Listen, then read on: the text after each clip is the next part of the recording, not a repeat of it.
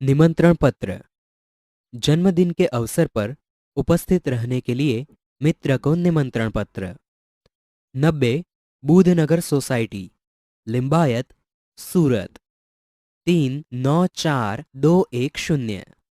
8 अगस्त 2011। प्रिय मित्र स्नेहल, सप्रेम स्मरण। तुम्हें यह जानकर खुशी होगी कि अगले रविवार को मेरा जन्मदिन है। इस बार तो छुट्टी के दिन ही मेरा जन्मदिन है, इसलिए मैं अपने सभी मित्रों को बुलाना चाहता हूँ और उन सबको आज निमंत्रण भेज रहा हूँ। तुम जानते ही हो कि सालगिरह का दिन कितने आनंद का दिन होता है। उस दिन हमारे कई रिश्तेदार भी यहाँ आएंगे। बिपिन, साजिद, प्रशांत, सानिया आदि सब अवश्य आएंगे। मैं चाहता हूं कि तुम भी उस दिन यहाँ जरूर आओ। यदि तुम नहीं आओगे तो हम सबको बुरा लगेगा। हम तो उस दिन सारा समय आनंद में बिताना चाहते हैं। दिन भर भोजन, जलसा, खेल आदि होगा और रात को सिनेमा देखने भी जाएंगे। मुझे आशा है कि इस अवसर पर तुम भी जरूर आओगे और मेरे उत्साह और आनंद को बढ़ाओगे। तुम्हारे माता पिता को सादर चरण स्पर्श। छोटे भाई कमल और बहन संगीता को प्यार। तुम्हारे आगमन की प्रतीक्षा करूंगा। तुम्हारा मित्र साहिल शाह। बधाई पत्र। सालगिरह यानी कि जन्मदिन पर बधाई पत्र। शांति सदन, रावपुरा, बड़ौदा, 10 अगस्त 2011।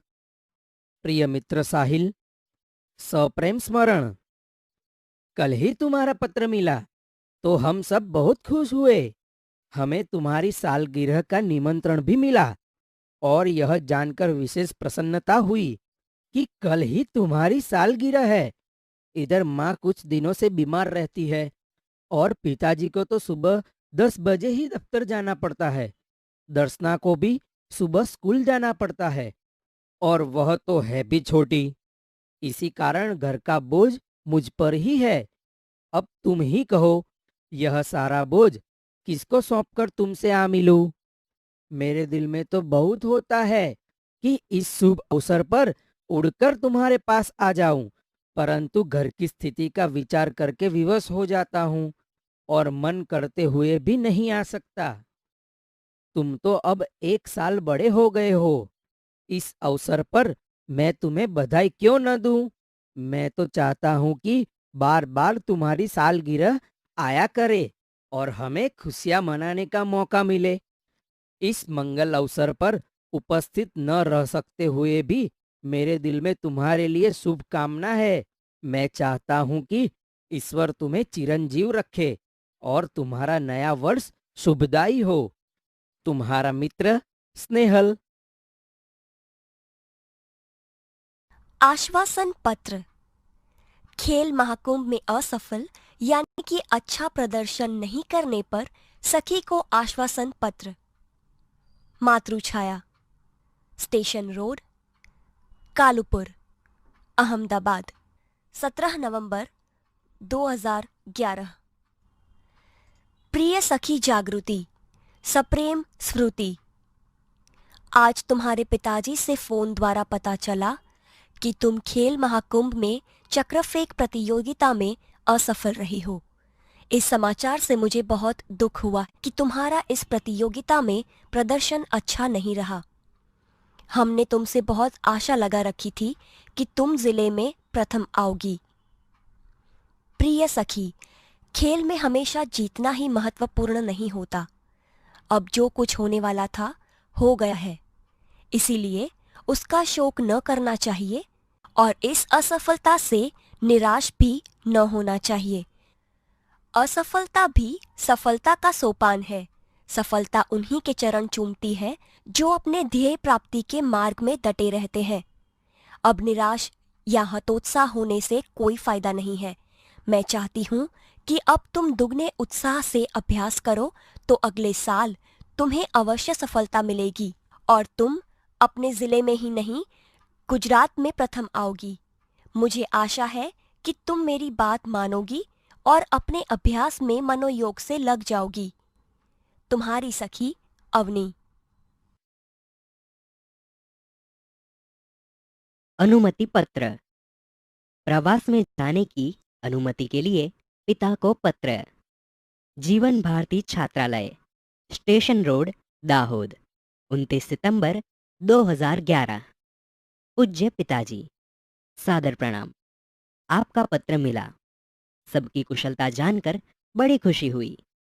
आप मेरी जरा भी चिंता न करें। आपको सूचित करते हुए मुझे खुशी हो रही है कि हमारी कक्षा के सब विद्यार्थी अगले महीने की 17 तारीख को अजंता इलोरा की गुफाएं देखने जाने वाले हैं।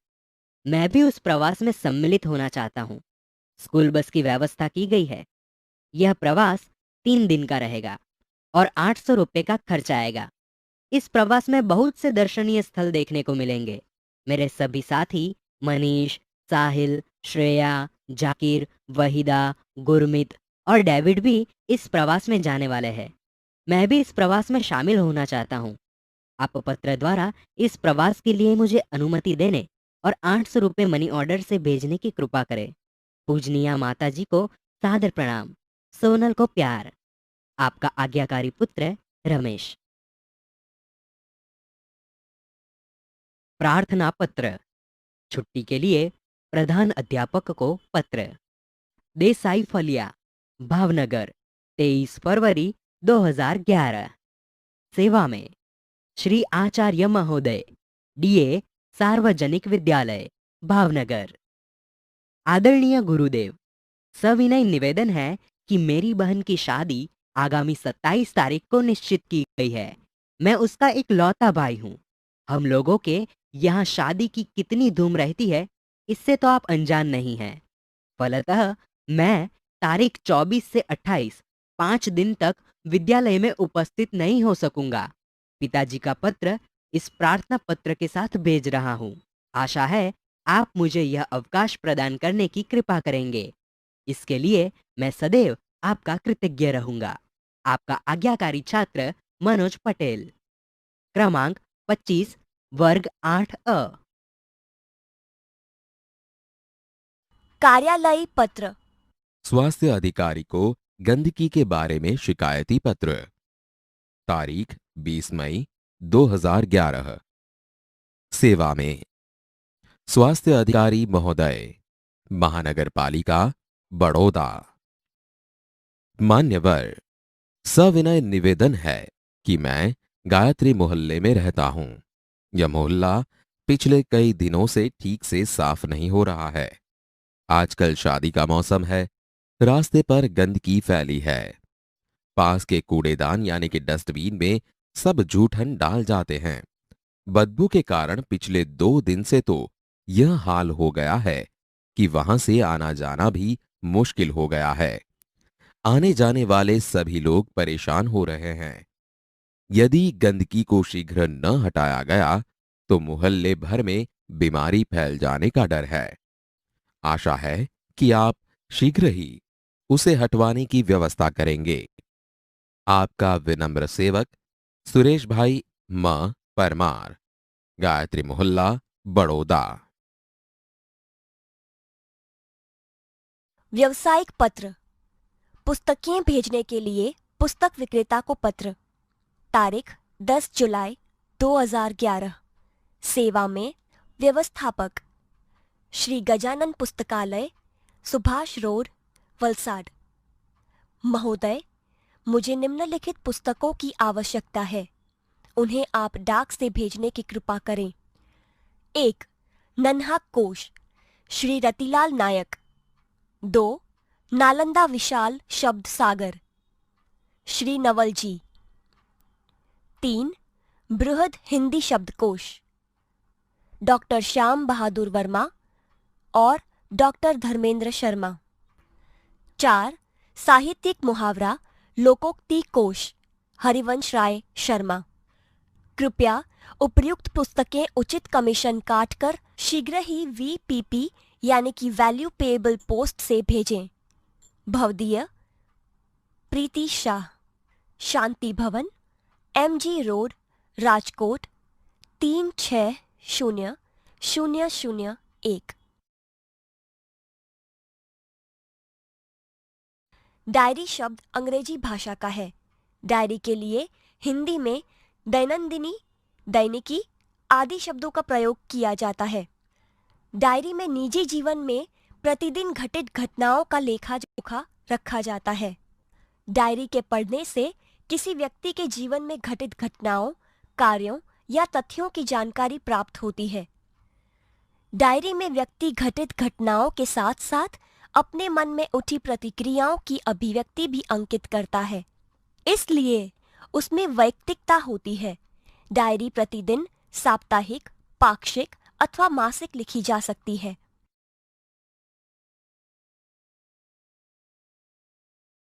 डायरी लेखन की विशेषताएं। डायरी लेखन में निम्नलिखित गुण होने आवश्यक हैं। क, डायरी लेखन में क्रमबद्धता हो। ख, इसमें लिखा गया विवरण संक्षिप्त, सारगर्भित तथा वास्तविक हो। ग, डायरी लेखन में स्थान, तिथि, घटना या तथ्य का स्पष्ट रूप से उल्लेख होना आवश्यक है। घ, डायरी लेखन करते समय आलोचना, टीका टिप्पणी, बनावटीपन, काल्पनिकता, चित्रात्मकता, अनावश्यक विस्तार से बचना चाहिए। डायरी लेखन के लाभ। क, इससे जीवन में घटी घटनाओं की जानकारी प्राप्त होती है। ख, डायरी में तथ्यों का उल्लेख रहता है, इसी कारण व्यक्ति दिन भर जो अच्छे बुरे काम करता है उसका उल्लेख भी रहता है। इससे शनेह शनेह बुराइयों से बचा जा सकता है। ग, डायरी ही ऐसा दस्तावेज है जिसे पढ़कर किसी व्यक्ति के जीवन के पिछले अनुभवों तथा घटनाओं की जानकारी उसी व्यक्ति के शब्दों में प्राप्त की जा सकती है।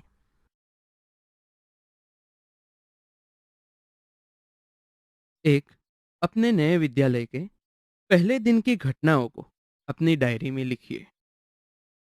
7 अगस्त 2010, जामनगर।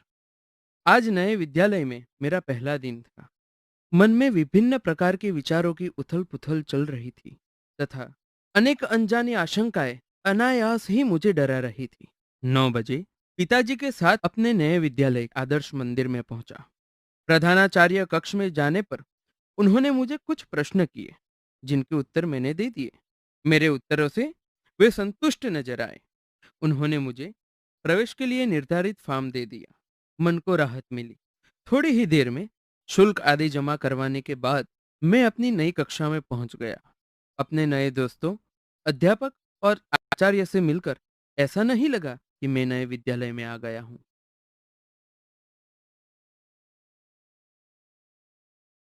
2, वार्षिक परीक्षा के एक दिन पूर्व के अनुभव को अपनी डायरी में लिखिए। 5 अप्रैल 2012, राजकोट। कल वार्षिक परीक्षा का पहला दिन है। रात्रि के 1 बज गए हैं, परंतु नींद नहीं आ रही। कल विज्ञान और टेक्नोलॉजी विषय की परीक्षा है। यद्यपि सब कुछ दोहरा लिया है, तथापि मन में अजीब सा भय है। अचानक पिताजी मेरे कमरे में आए। मुझे जगा हुआ देखकर ढाढ़स बंधाया और बिस्तर पर लेट जाने को कहा। बत्ती बंद कर दी। बिस्तर पर पड़े पड़े भी नींद नहीं आ रही। पिताजी के चले जाने पर टेबल लैंप जलाया और पुस्तक के पन्ने पुनः पलटने लगा। थोड़ी ही देर में थककर बिस्तर पर पुनः लेट गया और न जाने नींद कब आ गई। मित्रों, पत्र लिखते समय पत्र के प्रकार के अनुरूप संबंधन, अभिवादन और पत्र के अंत में किस प्रकार से लिखना चाहिए, इसकी जानकारी एवं समझ भी आवश्यक है। तो चलिए वह भी समझें। पत्र का प्रकार। संबंध, अभिवादन संबंधी शब्द, पत्र की समाप्ति पर लिखी जाने वाली शब्दावली। व्यक्तिगत पत्र। पुत्र पिता को, पूज्य पूजनीय पिताजी। आपका आज्ञाकारी पुत्र। पिता पुत्र को, प्रिय, आयुष्मान अथवा नाम। तुम्हारा शुभचिंतक, शुभेच्छु। पुत्र माता को, पूज्य पूजनीय माताजी। आपका आज्ञाकारी पुत्र। माता पुत्र को, प्रिय, आयुष्मान यानी कि नाम। तुम्हारी माता, तुम्हारी शुभचिंतक।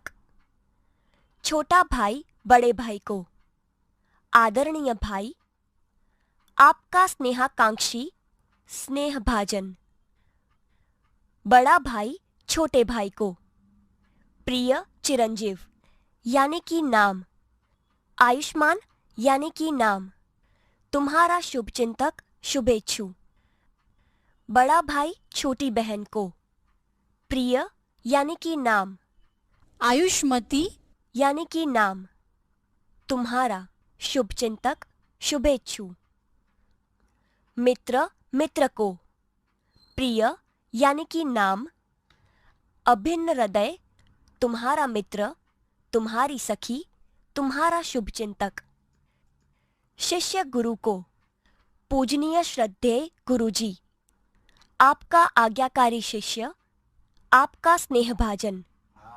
गुरु शिष्य को। चिरंजीव यानी कि नाम।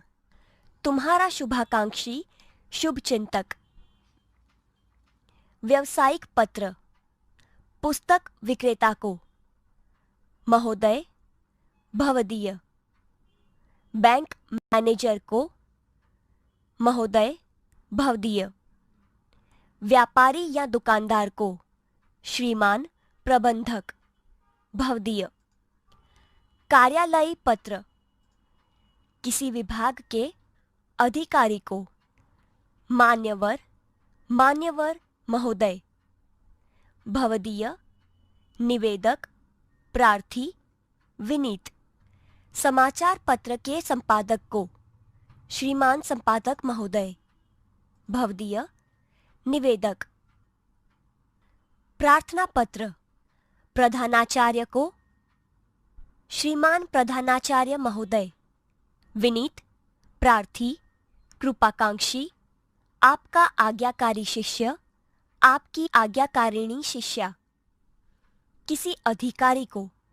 मान्यवर महोदय।